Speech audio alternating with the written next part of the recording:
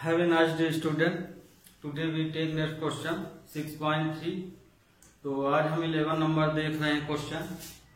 तो 11 में दिया है इन फिगर दिया हुआ है क्वेश्चन। ये फिगर है आपका E is a point on side CB। E जो है E is point of the CB।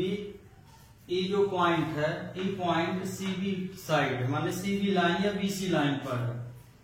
Proceed of an isosceles triangle. जो ट्राइंगल ABC दिया गया है वो आइसोस्केलस है और आइसोस्केलस में ये वाली लाइन इसके इक्वल है ना, गिवन में AB इक्वल टू AC।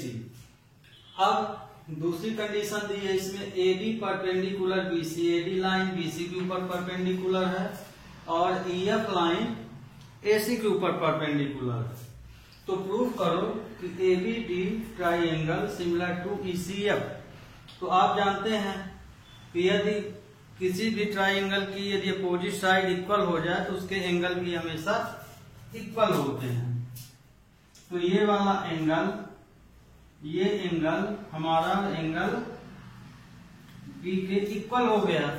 तो ये देखिए दो कंडीशन हमको मिल गई इस ट्राइंगल को प्रूव करने के लिए। एक क्या मिल गया हमको, ABD के अंदर देखिए ABD और ECF के अंदर देखिए ECF। तो ABD के अंदर एंगल B और ECF के अंदर एंगल C है। तो एंगल B और एंगल C आपस में क्या है, इक्वल, क्योंकि अपोजिट साइड इक्वल है। दूसरी कंडीशन क्या मिली कि एंगल D जो है 90 का बन रहा है, क्योंकि परपेंडिकुलर दी गई है, इसमें एंगल F 90 का बन रहा है। तो दो कंडीशन यही लिखना है। तो जब इसको इस तरह क्वेश्चन को आप प्रूव कीजिए तो फिगर को आगे बारीकी से देख लीजिए कि हमको कौन सी दो कंडीशन मिल रही है, उसी कंडीशन को फिर यहां लिख देना। तो अब यहां हम सॉल्यूशन लेते हैं इसका। टू प्रूव क्या करना है, triangle ABD similar to triangle ECF, ये हमको प्रूव करना। तो प्रूफ में आ जाइए, गिवन ले लीजिए, गिवन दिया हुआ है। Given side AB equal to AC, ये दिया हुआ है, और एंड AB परपेंडिकुलर BC और EF परपेंडिकुलर EF, इतना हमको दिया गया है और इसी के आधार पे हम प्रूव करेंगे। तो चूंकि AB इक्वल टू AC है इसलिए हम एंगल B बराबर एंगल C लिख सकते हैं। तो प्रूफ में आ जाइए। इसमें प्रूफ में जो किस ट्राइंगल को सिमिलर प्रूव करना, इसको तो यही ट्राइंगल हमको ले लेना। तो in triangle ABD and triangle ECF। अब इसके अंदर हम आपको पहले बता दिए क्या लिखना है ना, ये यहाँ से फिगर से ये सिंबल भी लग गए हैं। तो एंगल, जैसे अब दो ट्राइंगल अलग अलग बात हो रही तो आप angle B equal to angle C भी लिख सकते हैं, या कि पूरा नाम इसका, जैसे ABD ले रहे हैं तो एंगल ABD और इक्वल टू एंगल ACD भी लिख सकते हैं। तो angle ABD equal angle ACD। अब कारण में यहां ये लिख सकते हैं AB equal to AC given है ना। तो फिर यह AB इक्वल टू AC लिख दीजिए, या कि फिर opposite side to equal if opposite side are equal in a triangle then also opposite angle are equal, ये भी लिख सकते हैं। तो ये भी कारण आप दे सकते हैं, है ना, फिगर तो बना ही है। इसके अलावा एंगल, अब जैसे मान लीजिए हम यहाँ इसका पूरा नाम नहीं लिखना चाहते तो मत लिखिए, क्योंकि ये दोनों अलग अलग नाम अलग अलग हैं, अलग अलग ट्राइंगल के हैं। तो angle D equal to angle F लिख सकते हैं। दूसरा ढंग से मान लीजिए आपको कठिन लगता है तो एंगल में नंबरिंग कर लीजिए, जैसे 1 2 3 4 इस तरह से। तो मान लीजिए हम यहाँ पे एंगल इसको 3 मान लीजिए, इसको 4, और या पूरा नाम लिखना है डी का तो ए डी सी, और इसको लिखना है एफ को तो सी एफ ई लिखिए, चाहे ई एफ सी लिखिए। तो एंगल 3 इक्वल टू एंगल 4 कितने का है, ये इक्वल क्यों है, चाहे यहाँ इक्वल 90 लिख दीजिए, चाहे ये कंडीशन दोनों लिख दीजिए, A B perpendicular B C and E F perpendicular E F लिख दिए, ए सी है यहाँ, ए सी। दो रूल होगा इसमें, तो बाय, इसलिए triangle A B D similar triangle E C L क्यों हो गए, बाय ए रूल से। ये आपका प्रूफ हो गया। अब आते हैं दूसरे क्वेश्चन में। तो दूसरा क्वेश्चन क्या दिया है, अब देखिए इसमें फिगर नहीं दिया है, तो यहाँ आपको फिगर बनाना सीखना पड़ेगा। वैसे आपसे फिगर बनना ही चाहिए क्योंकि 9th में बहुत सारी चीज यही पढ़े हैं।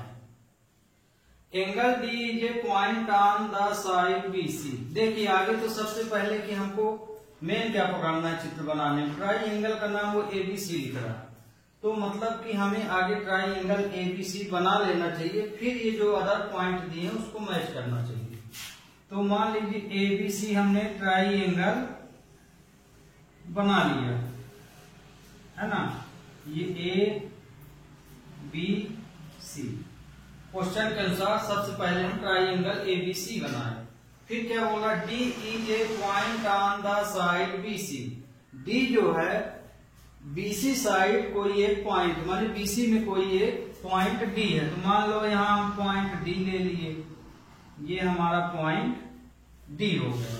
ये नहीं बोला है कि डी परपेंडिकुलर है या अल्टीट्यूड है, कहीं भी डी हो सकता है। तो डी हम क्योंकि क्वेश्चन के मुताबिक बीच में नहीं बनाए हैं, क्योंकि ऐसी कोई कंडीशन नहीं बोला कि बीच में लो या इधर या उधर, तो थोड़ा किनारे ले लिए हैं कि आपको कहीं वो परपेंडिकुलर न दिखे तो 90 के अनुसार प्रूव कर दें। तो हमने इसे डी को थोड़ा सा वर्टेक्स के किनारे ले लिया, फिर इसको मैच कर दीजिए। तो ये आपका क्वेश्चन बन गया, क्योंकि एबीसी ट्राइंगल बोल रहा, तो इसमें हमारा देखिए एडीसी बन गया और बीएसी माने क्वेश्चन ट्राइंगल हमारा फिगर बन गया। तो हमको प्रूफ करना है कि C A square equal to B C into C D है ना। गिवन में क्या दिया है, एंगल डी और एंगल ए आपस में बराबर है, मतलब कि ये वाला एंगल, ये एंगल और एंगल ए भर बोला है, देखिए बी ए सी, तो बी ए सी मतलब ये पूरा एंगल इस पूरे एंगल के इक्वल है। तो मतलब कि ये वाला एंगल इस एंगल के इक्वल है। तो एक कंडीशन तो हमको मिल गई है ना, एंगल ए एंगल डी के बराबर है। एक कंडीशन और ढूंढना है इसमें, क्योंकि ये प्रूव करने के लिए आपको पाइथागोरस समझाए थे, तो इसमें कंडीशन तभी ये फॉलो होगी जब तक उसको आप सिमिलर ना प्रूव कर दें। तो मतलब कहने का मतलब कि इन दोनों ट्राइंगलों को आगे हमें सिमिलर प्रूव करना पड़ेगा, है ना। एंगल भले लिखा है तो ट्राइंगल हमको यही लेना पड़ेगा। तो टू प्रूव हमको प्रूव करना ये C A square equal to C B into C D है ना। तो इसको प्रूव करने के लिए ये दोनों ट्राइंगल लेंगे और सिमिलर प्रूफ करेंगे, है ना। एंगल दिया ही है, एंगल का सिंबल है, पर ट्राइंगल उसी के अंदर आएगा, उसी ट्राइंगल के अंदर ये एंगल आएंगे। तो given angle A B C equal to angle BAC ये दिया है प्रूफ। अब हम यहाँ से प्रूफ कर ले क्वेश्चन को, तो प्रूफ में यही ट्राइंगल लिख लीजिए एंगल की जगह, इन triangle ABC and triangle BAC, इसके अंदर हमें कोई दो कंडीशन मिल जाना चाहिए। तो क्वेश्चन में देखिए, इस क्वेश्चन में करेस्पॉन्डिंग साइड को हम प्रोपोर्शनल लिख सकते हैं, तो यहां से आपको समझ में नहीं आएगा, इसलिए हम इसको अदर पार्ट में बना रहे ताकि आपको ये कंडीशन समझ में आ जाए कि ये आया कहां से। इसमें क्योंकि दो ट्राइंगल इंक्लूड है तो आपको करेस्पॉन्डिंग साइड लेने में दिक्कत जाएगी। तो इसमें देखिए ट्राइंगल ये ए है ना, हम तो इससे दो भाग, इसमें इन दोनों को हम अलग अलग लिख रहे हैं, तो ABC और एक ट्राइंगल मान लो हम ले लिए ये DA, क्योंकि ट्राइंगल DAC है यहाँ तो C लिख लीजिए DAC। तो अब यहाँ देखिए हमको इसके अंदर से करेस्पॉन्डिंग वैल्यू बाद में लेना पड़ेगा, तो इसी को हम अलग किए हैं। तो देखिए आपको दिमाग में ये आएगा कि हमने दो जगह ए क्यों लिखा है, क्योंकि ये कॉमन पॉइंट हो गया दोनों ट्राइंगल का। तो यदि जब हम अलग अलग करेंगे तो ये दोनों पॉइंट यहाँ लेना पड़ेगा। इसको हम ऐसे क्यों लिए, क्योंकि यदि इसमें हम सिमिलरिटी प्रूफ कर रहे हैं तो हमें करेस्पॉन्डिंग वैल्यू लिखना पड़ेगा। तो इसमें अलग से जब इसको हम ले लेंगे ट्राइंगल को दोनों को, तो इसको D को अलग लिखे हैं क्योंकि ये वाला एंगल इसके इक्वल है। तो जब हम ये वाला भाग इसके ऊपर रख देंगे तो पूरी लाइन अपने आप दिखने लगेंगी कि कौन सी लाइन किसके ऊपर प्रोपोर्शनल है। तो इसीलिए हम इसको D को ऊपर लिए, क्योंकि यही एंगल इसके ऊपर रखेंगे तभी ना पूरी कंडीशन बनेगी। तो ये आपको हम अलग अलग बता दिए हैं, वैसे जरूरी नहीं बनता है तो यही बार बनाइए। तो अब यहाँ देखिए, तो इसका काम तो बाद में आएगा, आगे इसको सिमिलर प्रूव करना पड़ेगा। तो हियर एक चीज तो दी ही है ना, मैंने पकी पकाई खीर दे दी BAC नंबर 1। ADC में देखिए ADC में एंगल D ये है और BAC तो ABC के अंदर तो एंगल A एंगल D के बराबर तो हमें क्वेश्चन में दे दिया, ढूंढने की जरूरत ही नहीं पड़ी। अब देखिए ये वाला एंगल, ये एंगल दोनों में कॉमन, ये एंगल क्या है दोनों में, देखिए ACD माने इसके अंदर आ गया, फिर ABC के अंदर भी आएगा ACB, तो एंगल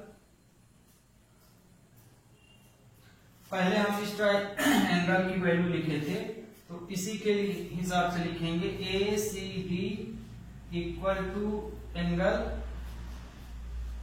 BCA, चाहे ACB लिखिए चाहे BCA लिखिए, माने जिस एंगल को पढ़ रहे हैं वो हमेशा मिडिल में, ये दो। तो इसलिए ट्राइंगल जो लिए थे तो वो क्या हो गया, ABC similar to triangle BAC। किस रूल से, ये तो कॉमन एंगल है, कॉमन एंगल्स, ठीक, और ये AA रूल से। तो AA रूल से ये ट्राइंगल आपका सिमिलर हो गया। अब सिमिलर हो गया तो हम करेस्पॉन्डिंग साइड ले सकते हैं। तो ये देखिए यदि ये एंगल इसके इक्वल है तो BC बटे हम इसको क्या लिख सकते हैं AC, मतलब ये लाइन इसके ऊपर पड़ेगी, तो इसलिए हम लिख सकते हैं, यहीं पे देख लीजिए इसी के आधार पे, देन BC बटे AC, BC बटे AC, चाहे CA लिखो चाहे AC लिखो, है ना, यहाँ CA बोला है तो यहां बाद में कर लेंगे CA भी AC लिखेंगे। ये वाला इसके ऊपर पड़ा, दूसरा ये लाइन इसके ऊपर पड़ेगी तो ये भी AC मिल रही है, AC upon BC, cross multiply कर दीजिए तो AC square equal to BC into DC, या अब क्वेश्चन के अकॉर्डिंग प्रूफ तो आप चाहे जैसे कर लें, पर जिस तरह क्वेश्चन दिया है हमको उस तरह लिखना चाहिए। तो हम इसको CA² equal to CB into CB भी लिख सकते हैं। ध्यान रखिए ये जो स्क्वायर है वो C के ऊपर नहीं है, ये दोनों में माना जाएगा। तो यही हमको प्रूफ करना था। तो ये क्वेश्चन तुम्हारा कंप्लीट हुआ। अब ले रहे हैं इसका लास्ट क्वेश्चन इस एक्सरसाइज का। अब देखिए इस एक्सरसाइज का 6.3 का 15 नंबर, 14 आप अपने से स्वयं कर लीजिएगा। और 6.4 में स्टूडेंट हम आपको वही क्वेश्चन बताएंगे जो बहुत ही इंपॉर्टेंट होंगे, है ना, जो भी इंपॉर्टेंट होंगे इसमें बता दिए जाएंगे। वैसे तो 6.3 में भी ऐसा ही हमने किया है, जो इंपॉर्टेंट थे उसी को बताए हैं, है। तो 4 क्वेश्चन थे वो छूट रहे हैं, वो अपने से आप कर लीजिएगा। तो ये देखिए इसमें दिया a vertical pole of length 6 metre cast a shadow 4 metre long on the ground and at the same time a tower cast a shadow 20 metre long, find the height of tower. इस question का मतलब यहाँ पे ये है कि एक ही समय पर, सेम टाइम लिखा माने एक ही समय पर एक पोल है और एक टावर। तो पोल की जो हाइट है वो 6 मीटर है। पोल की हाइट कितनी मीटर है?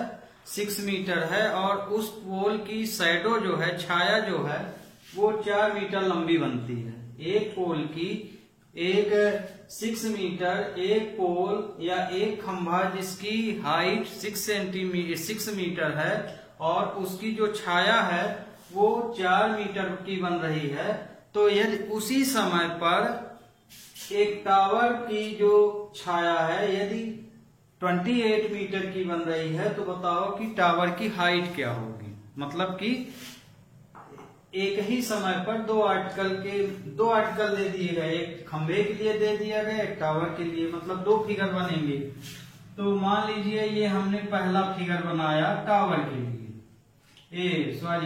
पोल के लिए, ये हमारा ये हुआ। एक और बना लिए, ये हमने बना लिया टावर के हिसाब से। तो ये इसमें ये टावर है और ये पोल है। अब इस ट्राइंगल में 2 बन गए, तो आप तो जानते हैं खंभा सीधा खड़ा रहेगा तो ये 90 का एंगल बनाएगा। इसका नाम हमने दे दिया यहाँ पे ए बी सी और इसका ई एफ डी या डी ई एफ, ऐसे लिखो, गलत हो जाएगा। गलत नहीं होगा, लेना सही चाहिए। इसको हमने नाम दे दिया डी ई एफ। अब इसमें क्या बोला है कि पोल की जो हाइट है वो 6 मीटर है, ये 6 मीटर की दे दिया।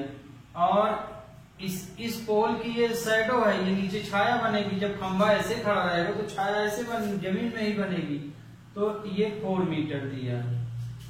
इसकी हाइट मान लीजिए हमने, टावर की हाइट हम x मीटर मान लिए, और इसकी शैडो, टावर की शैडो कितना दे दिया? 28 मीटर। ये तो आगे तो इन दोनों ट्राइंगल को हमको सिमिलर प्रूव करना पड़ेगा, है ना। उसके बाद ही हम इसकी करेस्पॉन्डिंग साइड ले सकते हैं। तो सॉल्यूशन हो जाएगा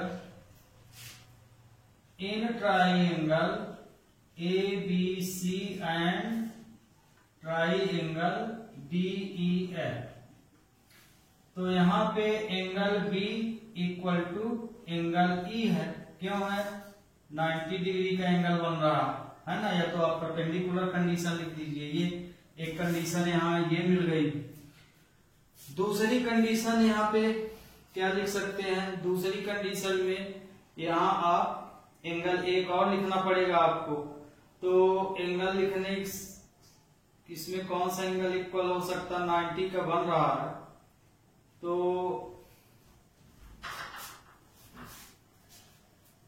इस कंडीशन में ये है। अब यहाँ पे ये एंगल जो C है ये एंगल F के बराबर होगा। क्यों होगा? अब देखिए उसका रूल लिखेंगे, तो यहाँ angle C equal to angle F। ये value angle C angle F के बराबर क्यों हो रहा है? क्योंकि ये नेचर पे काम कर रहा है, टावर और ये दोनों बाहर लगे हैं, माने सूर्य की रोशनी उसमें पड़ रही है और सेम टाइम बोला है, तो एन एंगल डिप्रिसिएशन, तो यहाँ पे एज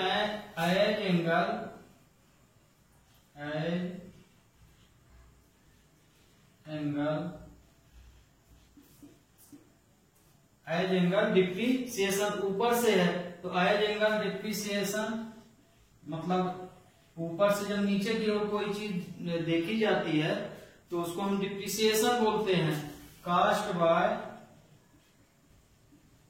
सन, सन की रोशनी है ऊपर, तो सन की रोशनी न पड़ेगी ऊपर से, सन तो लिख दिए, तो सन शुड बी सेम, क्योंकि यहाँ जब डिप्रिसिएशन, यहाँ मान लो सन है, सूर्य की रोशनी पड़ेगी सेम टाइम पर, है ना, टाइम सेम है, तो इसके लिए भी बराबर होगी, इसके लिए भी, तो जो भी एंगल बनेगा बेस से ये वाला, यहाँ से तो एंगल दिखेगा नहीं आपको कि यहाँ से दिखेगी, तो खंभा ये भी है, हम छाया से ही यहाँ जहां तक छाया होगी वहां से खड़े होकर इसके टॉप को देखेंगे तो इस एंगल को मैच करेंगे, तो इसीलिए यहाँ पे ये वाला रूल लग जाएगा।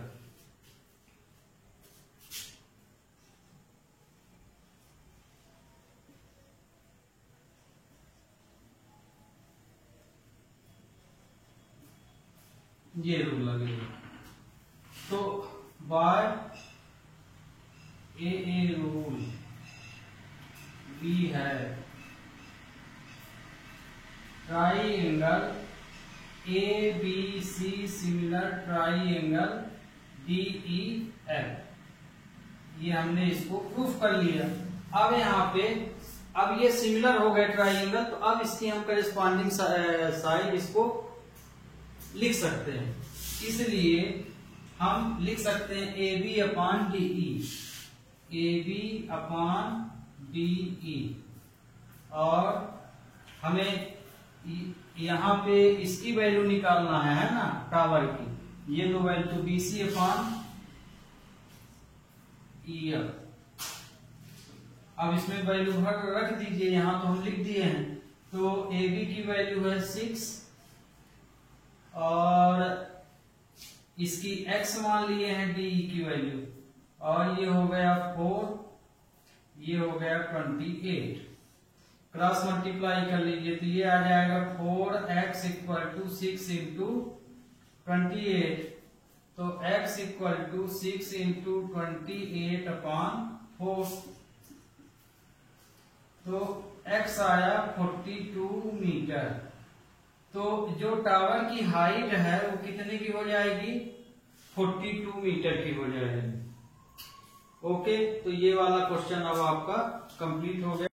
अब देखिए एक्सरसाइज 6.4 का पहला क्वेश्चन।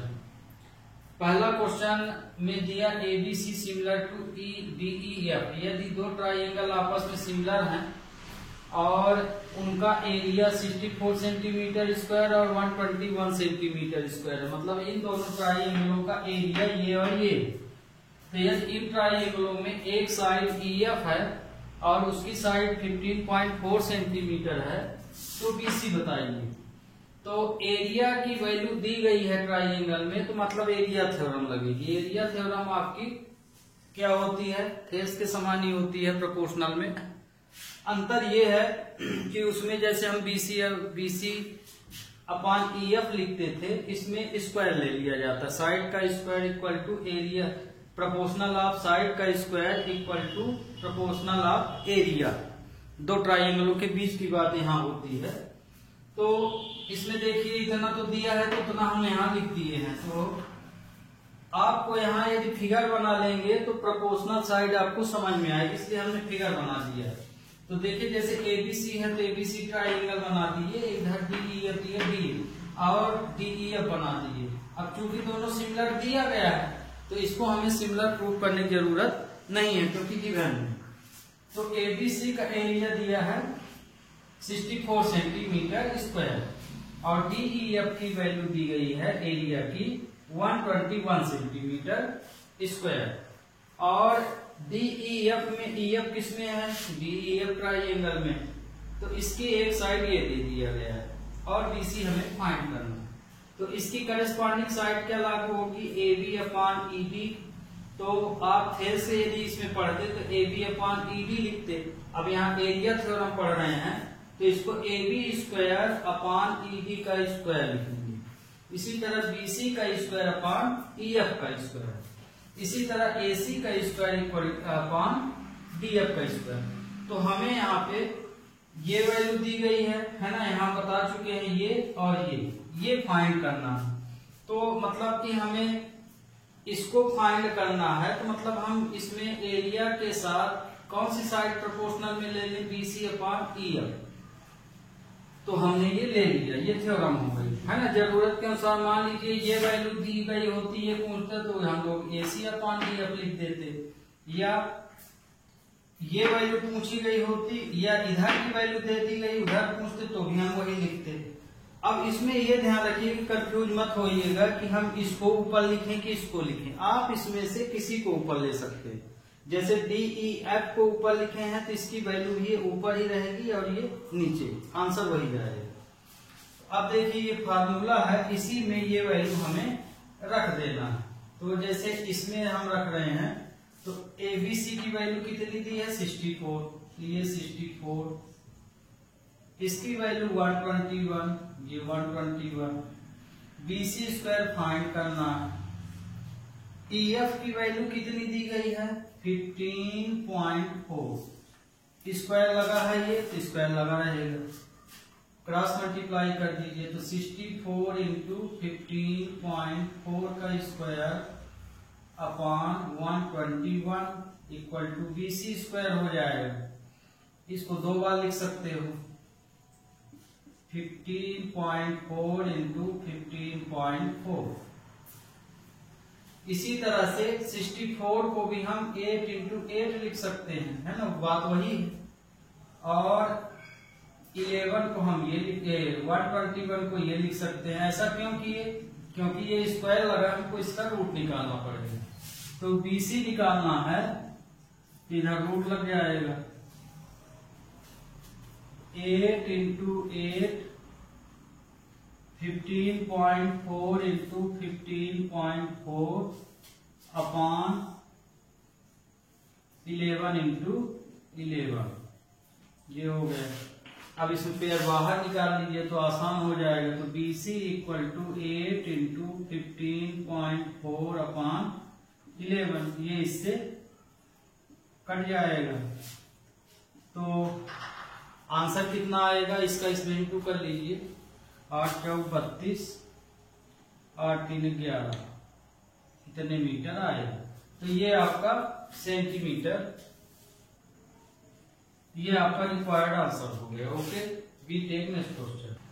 अब देखिए अगला क्वेश्चन, ध्यान रखिए 6.4 में आपको सिर्फ इम्पोर्टेंट क्वेश्चन ही बताए जा रहे हैं और उन्हीं को आप देख रहे हैं। दूसरा भी इसका इम्पोर्टेंट है, diagonal of A trapezium ABCD with AB parallel DC intersect each other at point O। एक ट्रेपेजियम है, उसका नाम क्या है, ABCD है, और जो भी आप ट्रेपेजियम बनाएंगे उसमें AB पैरेलल DC होना चाहिए। अब कंडीशन दे दिया है, यदि AB लाइन जो है CD का दुगुना है ना, 2CD, तो find the ratio of area of triangle AOB and COD। तो ट्राइंगल AOB और ट्राइंगल COD के बीच का रेशियो बताओ क्या होगा। तो AOB, अब ध्यान रखिएगा इसमें रेशियो वाली बात हो रही तो उल्टा नहीं लिख सकते हैं, यही ऊपर रहेगा और ये नीचे रहेगा। ओके, क्यों, है ना, ध्यान रखिए उल्टा नहीं लिखना है। कहने का मतलब कि COD अपॉन AOB नहीं लिखना है, क्योंकि रेशियो सीधा सीधा बोल रहा, ये अपॉन ये होना चाहिए। तो आगे तो चित्र बनाइए इसमें, फिगर इसका क्या होगा, एक ट्रेपेजियम बनाया हमने, ये आपका ट्रेपेजियम हो गया, ये। अब इसमें A B parallel D C, तो ये ए बी हम ले लिए और ये डी सी ले लिए, है ना, ऑर्डर नहीं बदलना। डी सी बोला है तो डी सी मतलब कि ये इसी के अकॉर्डिंग होना चाहिए पॉइंट, सीधी नहीं चलेगा यहाँ पे। तो यहाँ देखो A B parallel D C भी हो गया, ट्रेपेजियम भी बन गया, है ना। यदि कहीं सी डी ले लेंगे तो ट्राइंगल का नाम बदल जाएगा यहाँ। फिर इसके डायगोनल एक दूसरे को ओ पॉइंट पर क्या करते हैं, इंटरसेक्ट, ये ओ पॉइंट हो गया। तो अब हमें ये देखिए ए ओ बी और सी ओ डी, तो ये ए ओ बी हो गया, ये सी ओ डी, दोनों ट्राइंगल। तो इसमें तो देखिए ये वाला एंगल इसके इक्वल हो जाएगा, क्यों, वर्टिकली हो गया, और ये वाला एंगल किसके इक्वल हो जाएगा, इसके इक्वल हो जाएगा, क्यों, क्योंकि लाइन पैरेलल है तो अल्टरनेट एंगल बराबर हो जाएंगे। हम दो कंडीशन तो आ गए। तो अब ये सिमिलर हम प्रूफ कर लेंगे। जब तक सिमिलर प्रूफ करेंगे तभी हम इसकी करेस्पॉन्डिंग वैल्यू लिख सकते हैं। तो चूंकि ये एंगल इसी के ऊपर है तो ये लाइन इसके ऊपर पड़ेगी, या ये लाइन इसके ऊपर, ये इसके ऊपर, या ये इसके ऊपर। ट्राइंगल लेंगे तो ये लाइन इसके ऊपर, ये लाइन इसके ऊपर। तो आगे तो हमको सिमिलर प्रूफ करना है। In triangle A O B and triangle D O C, इसमें दो कंडीशन। तो एंगल, अब इसमें इस एंगल में 1 2 डाल लीजिए या कि सीधे सीधे लिख लीजिए। Angle A O B equal angle D O C, alternate angle, alternate angle.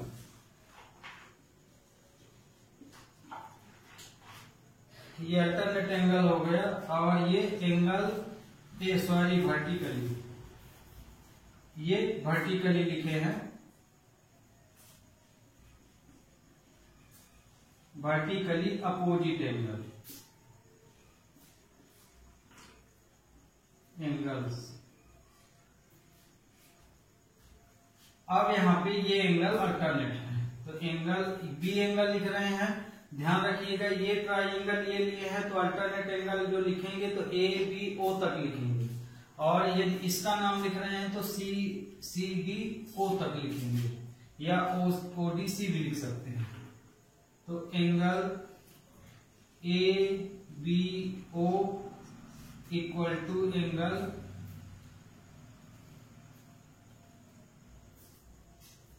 इस एंगल को लिख रहे हैं तो C B O, alternate angle.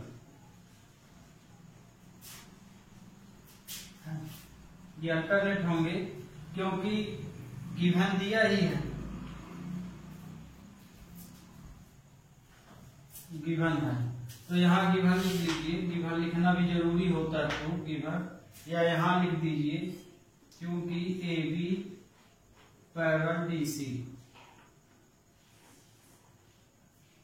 Bye, इसलिए triangle A O B similar triangle D O C, किस रूल से, बाय ए रूल।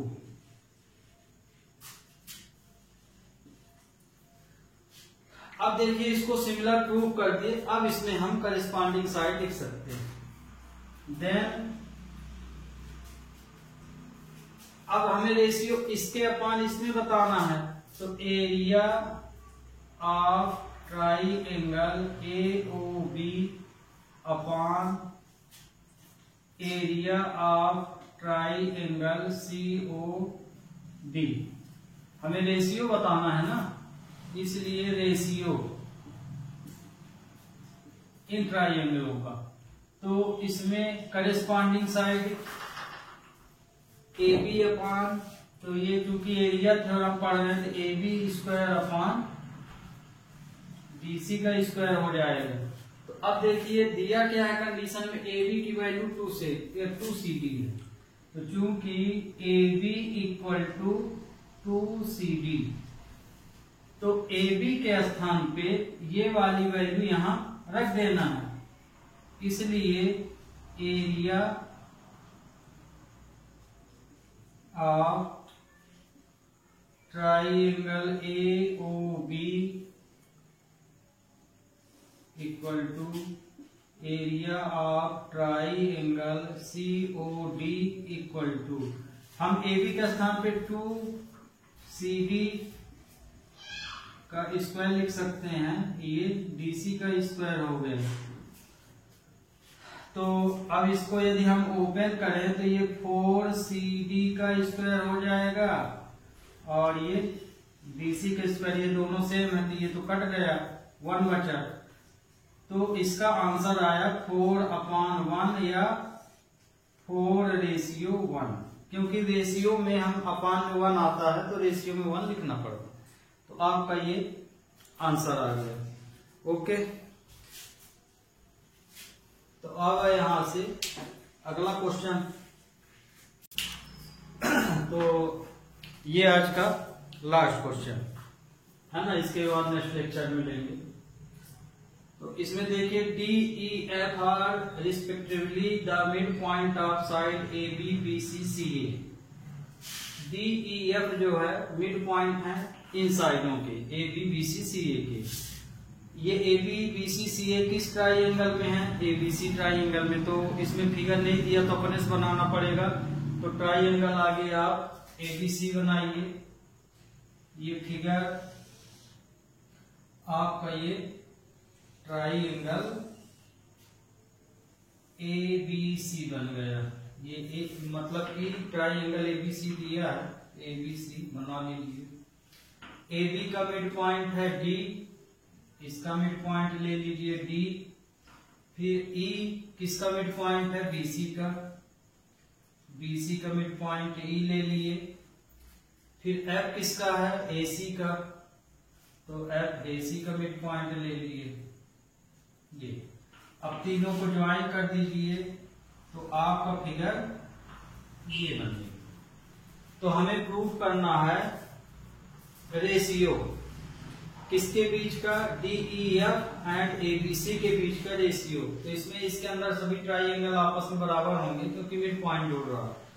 तो चाहे तुमसे क्वेश्चन में ADF बोले या DEF बोले, ये चारों ट्राइंगल ABC के सिमिलर है ना। तो आगे तो प्रूव करके हमको बताना पड़ेगा, उसके बाद ही रेशियो हम ले सकते हैं। तो जैसे पिछला क्वेश्चन था है ये भी वही क्वेश्चन। तो चूंकि उसमें हम सिमिलर प्रूव किए थे तो इसमें भी करना पड़ेगा। तो मिड पॉइंट थ्योरम तो आप ऑलरेडी 9th में पढ़ चुके हैं। तो मिड पॉइंट थ्योरम से चूंकि DAB का मिड पॉइंट है, E BC का है और F जो है AC का मिड पॉइंट है, तो हम मिड पॉइंट थ्योरम से पढ़े हैं कि जो पैरेलल साइड होती है वो आधी होती है अपने अपोजिट साइड से, मतलब कि DF लाइन BC की आधी होगी। इसी तरह से EF लाइन AB की आधी होगी और DE लाइन AC की आधी हो जाएगी मिड पॉइंट थ्योरम से। तो hence given DE and F midpoint of side AB, BC and CA, ये इनकी मिड पॉइंट है in triangle ABC। ABC triangle के अंदर DEF जो है मिड पॉइंट है AB, BC और CA साइड की। तो अब हम इसलिए by mid point theorem, mid point theorem से हम क्या लिख सकते हैं कि जो DF लाइन होगी वो BC की आधी होगी। तो DF upon equal to 1/2 BC है ना। मिड पॉइंट थ्योरम से हम लिख सकते हैं कि DF जो है BC की आधी होगी। इसी तरह से तो इसको हम ऐसे भी तो लिख सकते हैं, बीसी को इधर भी तो लिख सकते हैं क्रॉस मल्टीप्लाई से, तो इसको हम D F upon B C equal to 1/2 लिख सकते हैं, है ना। बीसी यहां चला है, सिमिलरली सभी के लिए हो जाएगा। इसी तरह से सिमिलरली हम सभी साइडों को लिख सकते हैं, जैसे डी एफ अपॉन बीसी आधी होगी, डी एफ लाइन बीसी की आधी, तो इस तरह से लिख सकते हैं। इसी तरह E F line A B की आधी होगी सिमिलरली में, तो आप डायरेक्ट लिख लीजिए E F upon A B equal to 1/2, और डी एफ तो ले चुके हैं, डीई जो है, डीई किसके पैरेलल है, एसी के, तो ये 1/2। तो ये देखिए आपको दूसरे चैप्टर में प्रोपोर्शनल पढ़ाया गया था, तो इसमें देखिए इसकी तीनों साइड प्रोपोर्शनल हो रही, मतलब कि ट्राइंगल सिमिलर हो रहा। तो hence D F upon B C equal E F upon A B equal D E upon A C equal to 1/2। क्योंकि साइड प्रोपोर्शनल हो गई, इसलिए ट्राइंगल जो दिया गया है D E F similar to triangle A B C लिख सकते हैं। क्यों? क्योंकि ये तीनों साइड इसकी प्रोपोर्शनल हो गई, है ना, ऐसे रूल लग गए।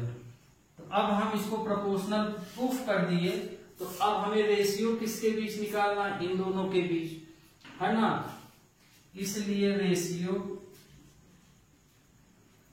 Area of triangle DEF upon area of triangle ABC equal to, अब इसकी प्रोपोर्शनल साइड की तो अब जरूरत ही नहीं है, तो हम लोग ऑलरेडी ये सब बना लिए हैं, तो ये DF अपॉन BC ही लेंगे। इसमें से कोई भी साइड आप ले सकते हैं, ये भी ध्यान रखिएगा। ये लिखने के बाद ये तीनों साइड उसी के अंदर बात हो रही, तो आप कोई भी ले लीजिए। तो हम यहाँ DEF आगे तो थ्योरम लगाएंगे, तो ये तो स्क्वायर हो जाएगा, स्क्वायर अपॉन BC का स्क्वायर, तो DF अपॉन BC, तो इसको हम लिख सकते हैं DF अपॉन BC का होल स्क्वायर भी लिख सकते हैं, है ना, पावर कॉमन में आ गया। अब DF अपॉन BC की वैल्यू कितनी है, 1/2, ये हो जाएगा, ये 1/4 आएगा, तो आंसर आपका आ गया 1:4। तो ये आपका आंसर। तो स्टूडेंट आज के लिए बस इतना ही। Highway nice day.